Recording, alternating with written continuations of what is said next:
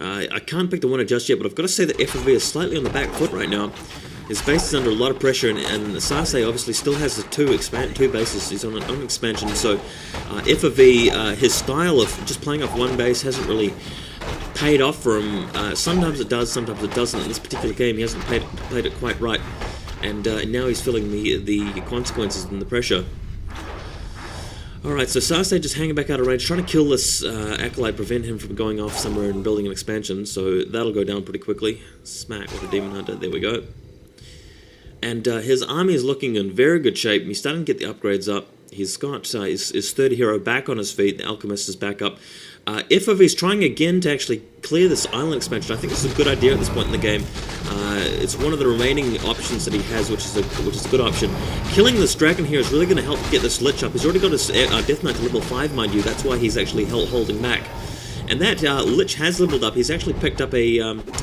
I think it's a Stone Golem. Yeah, he picked up a Stone Golem from that red dragon, that level 10 dragon. So that's a decent item, and he'll be able to bring some Acolytes over to that island expansion to actually get an expansion up. Now, Haunted Graveyard and all.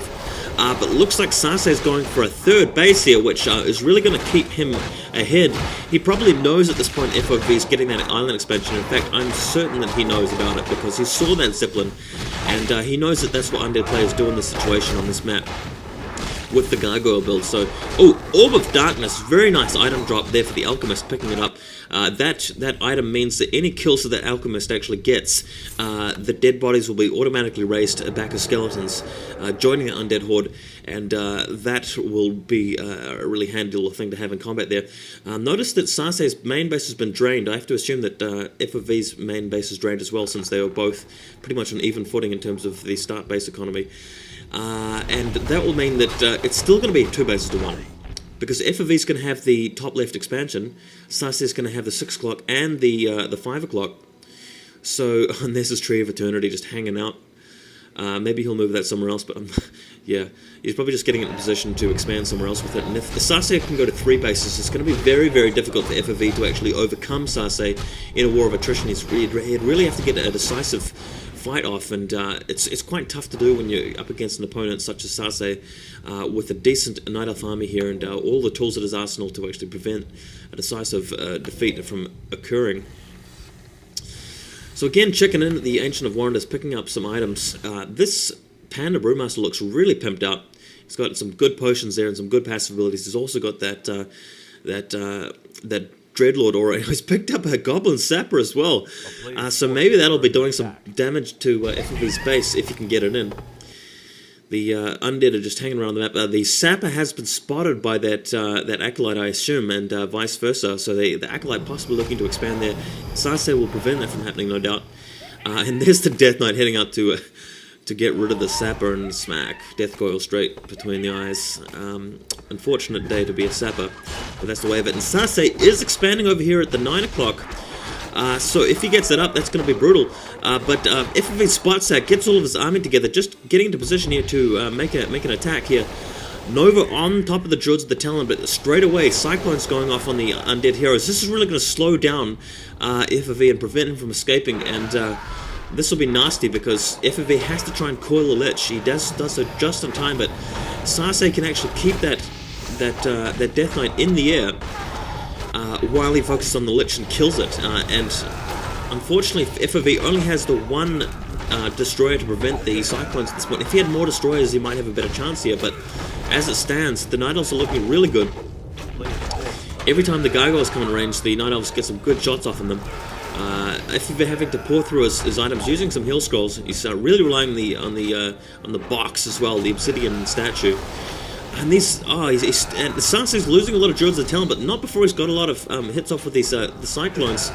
Both players actually doing really well to get a lot of kills, and this is actually being a very, very violent battle.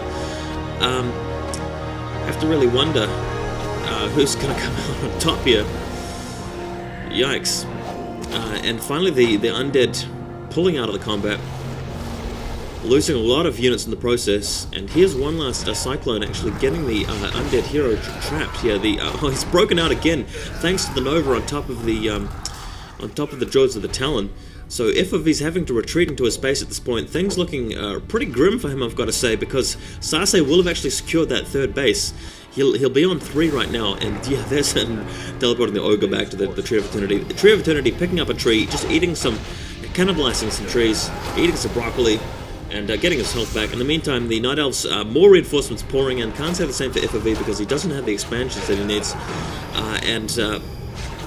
All 3 Night Elf heroes are alive here. Well, the Night Elf hero, the Demon Hunter, plus the 2 Tavern heroes.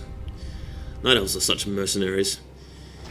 And, yeah, I've got to say that things are going to be very difficult for FOV now on. This could be it, guys. We could be looking at the end of FOV as soon as the Night Elves get a expand around. This looks a bit... No, it's not. Sorry, the Undead player has actually managed to get the Death Knight out of the way. So, good bit of micro from him there. He's running out of mana too, and it's going to be tough for him to keep the Lich alive. The Lich is looking to be very low in health, finally calls it the last second, so FOV doing a great job, just Dota styles, microing the 2 heroes, managing to keep them on their feet. There's an Abomination and a statue. It's probably not going to be enough, but he can try at least, and if he gets maybe a lot of Abominations, he could get back into this game, but as it stands, things are going to be very tough here. That Lich still making a last-ditch attempt to survive here, but it's on low health. As soon as that... oh, there goes the Lich. The Lich is down. Wow, and this appears to be it, guys. You've even got anti-magic shield on the Alchemist. That Death Knight surely is out of here, and there's the GG from FOV. That's it, guys. Game, set, match. FOV has lost, and SaSe has won that. Thanks to replayers.com for...